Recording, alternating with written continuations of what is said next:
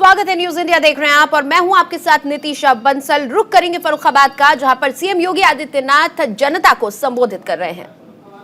तो वोट भी मोदी वैक्सीन और मोदी बीजेपी वैक्सीन को ही मिलेगा। भाइयों बहनों, एक तरफ भारतीय जनता पार्टी अपने सहयोगी दलों के साथ मिलकर के कार्य कर रही है, गांव के लिए, गरीब के लिए, किसान के लिए, नौजवान के लिए, बेटियों की सुरक्षा के लिए, व्यापारियों की सुरक्षा के लिए। याद करिए ना, 5 साल पहले क्या होता था। 5 साल पहले बेटियों की सुरक्षा खतरे में थी। 5 साल पहले पूरे प्रदेश के अंदर अलग ही मंजर था। व्यापारियों को बम फेंके जाते थे, छोटी छोटी बातों के लिए तनाव होता था, कर्फ्यू लगता था, दंगे होते थे। भाइयों बहनों, आज प्रदेश के अंदर दंगे नहीं होते, आज प्रदेश के अंदर कर्फ्यू नहीं लगता। आज तो प्रदेश के अंदर कावड़ यात्रा निकल रही है, शानदार कावड़ यात्रा। आज कोई बम व्यापारियों पे नहीं फेंक सकता।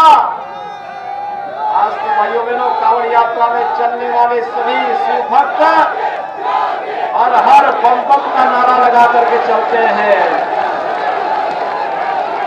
और अपराधियों के खिलाफ कैसे कार्रवाई होती है?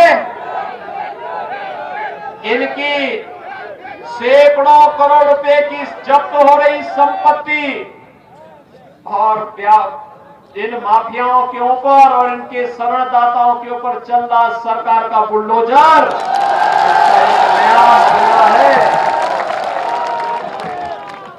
भाइयों बहनों, विकास आज की आवश्यकता है। यही अंततः नौजवानों के लिए रोजगार देगा, नौकरी देगा और यही एक बेहतर भविष्य की राह दिखाएगा।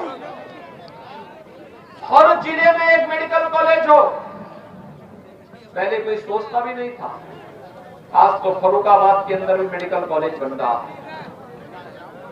आज एटा के अंदर मेडिकल कॉलेज बन गया है,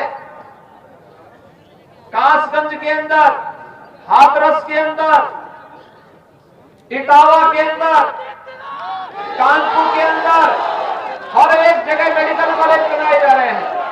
ये मेडिकल कॉलेज केवल मेडिकल कॉलेज नहीं है, स्वास्थ्य का बेहतरीन स्थल है। तो सीएम योगी आदित्यनाथ फर्रुखाबाद में इस वक्त मौजूद हैं और विरोधियों पर हमलावर नजर आ रहे हैं। साफ तौर पर जिस तरह से चुनाव यूपी में शुरू हो चुके हैं, कल दूसरे चरण का मतदान होने जा रहा है, 55 सीटों पर कल वोट डलने वाले हैं।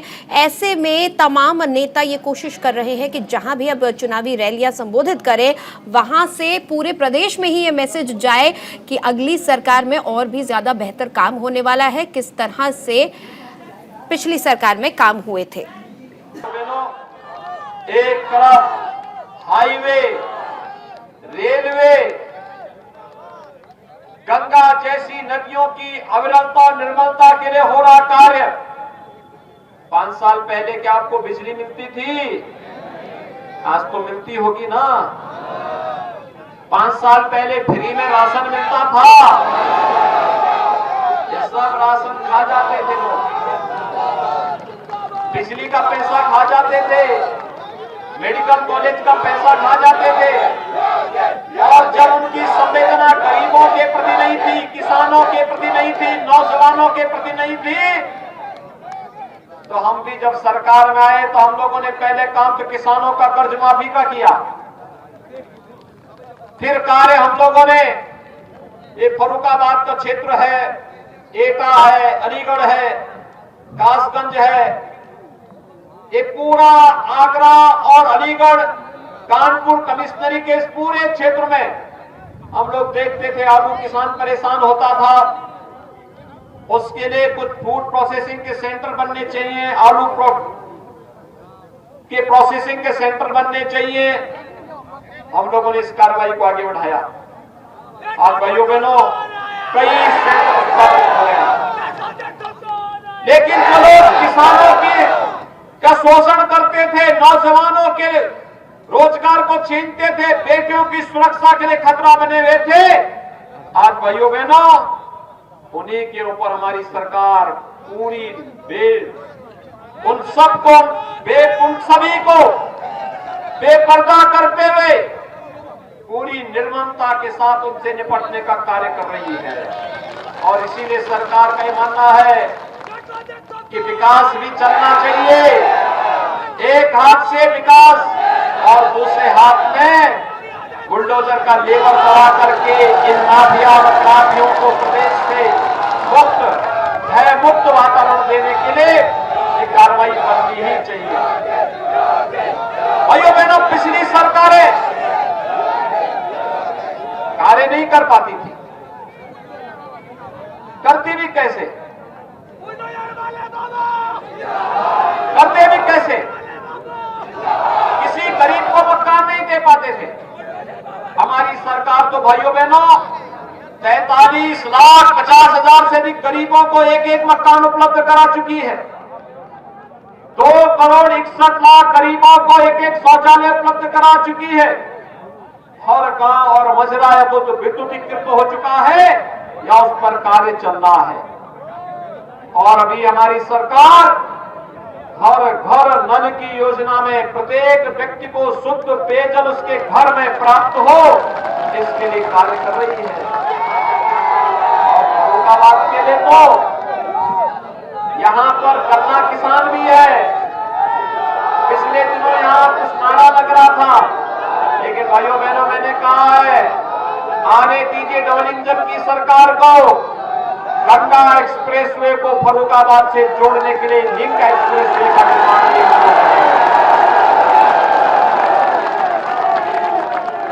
हमारे लिए प्रदेश के किसी भी जनपद से भेदभाव का कोई कारण नहीं होता है, क्योंकि हमारे यहां तो प्रधानमंत्री मोदी जी ने नारा दिया है सबका साथ सबके विकास का। और भाइयों बहनों, सबका साथ और सबके विकास के इस नारे को सार्थक करते हुए पिछली सरकारें अपने परिवार के लिए चिंता करती थी। उनका केवल नजरिया सिपाही खानदान तक था, उससे बाहर उनको प्रदेश कहीं नजर नहीं आता था।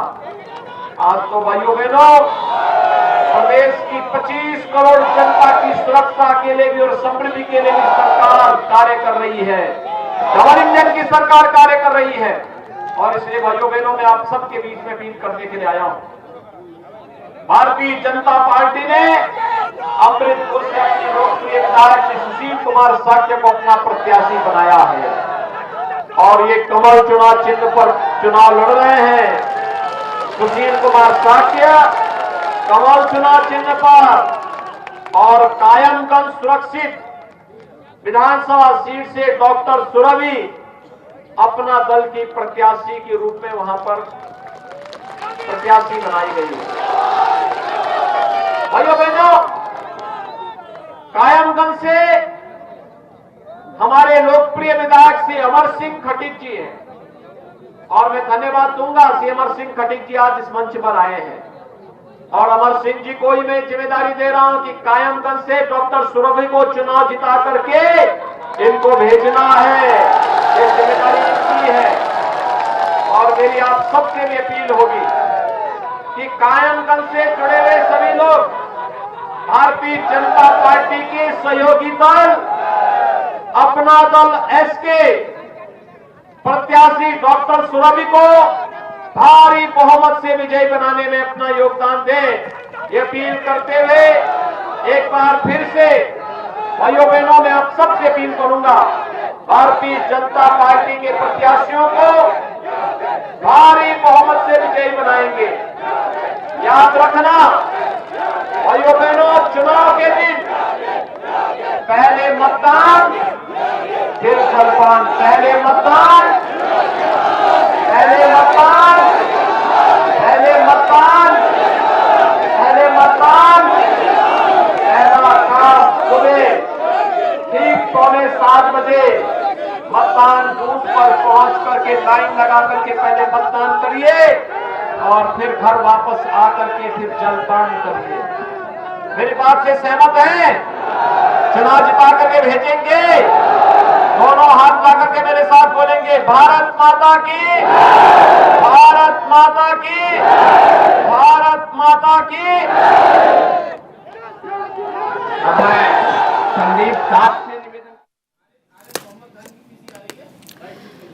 तो आप सुन रहे थे सीएम योगी आदित्यनाथ को, किस तरह से उन्होंने बताया कि अब की सरकार में बेटियां और महिलाएं सुरक्षित हैं। कोरोना काल में लोगों को किस तरह से मदद की गई, लोगों के घर राशन पहुंचाए गए, लोगों की दिक्कतों का ख्याल रखा गया, भ्रष्टाचार कम हो गया है, गुंडाराज कम हो गया है, जबकि पिछली सरकार में लोग बेहाल थे, परेशान थे। तो फर्रुखाबाद से सीएम योगी आदित्यनाथ जनता को संबोधित कर रहे थे। सीएम योगी आदित्यनाथ ने अपने 5 साल के कार्यकाल की तमाम उपलब्धियां गिनाई हैं, जनता को किस तरह से कोरोना काल में मदद पहुंचाई गई, इस बात पर खास जोर दिया गया है। इसके साथ ही विरोधियों को, विपक्षियों को निशाने पर लेना सीएम योगी आदित्यनाथ नहीं भूले। उन्होंने बताया कि पिछले सरकार में कानून व्यवस्था और भ्रष्टाचार एक बड़ा मुद्दा थे।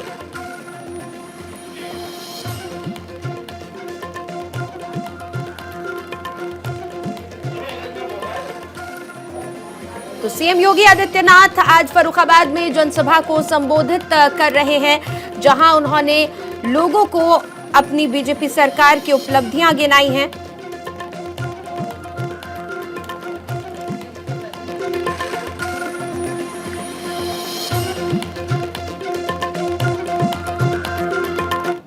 और केरल के राज्यपाल मोहम्मद आरिफ क्या कुछ कह रहे हैं, आइए सुनते हैं। They are the sole spokesman and they succeeded in building pressure to force the government to recognize them as such. And they were enjoying all kind of privileges. They were enjoying all kinds of comforts from the government. Now we have a government at the center which refuses to recognize, to give them the same privileges and same comforts. So they are feeling very upset. They are very upset. You remember 86? When they made the government, a government which had more than 400 MPs in Lok Sabha. They forced the government to kneel down before them.